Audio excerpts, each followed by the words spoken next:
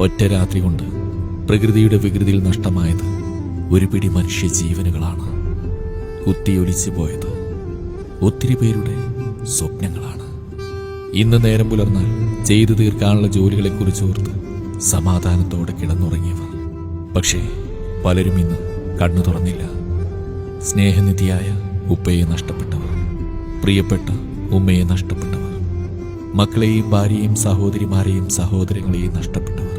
ദുരന്തഭൂമിയിലെ നിലവിളികളും ആർത്തനാദങ്ങളും കണ്ണു നനയിപ്പിക്കുകയാണ് നാഥ. വാർത്തകളിൽ കാണുന്ന ദൃശ്യങ്ങൾ കരള് പിടക്കുന്നതാണ്. സഹിക്കാൻ കഴിയുന്നില്ല.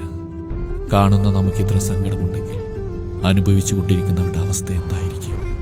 നമ്മുടെ പ്രാർത്ഥനകളിലും നമ്മുടെ പ്രിയപ്പെട്ടവർക്ക് വേണ്ടി നമ്മുടെ കരങ്ങൾ ഉയർത്താം. പ്രകൃതി ദുരന്തങ്ങളെ തൊട്ട് സർവശക്തൻ നമ്മെ കാക്കുമാറാവട്ടെ.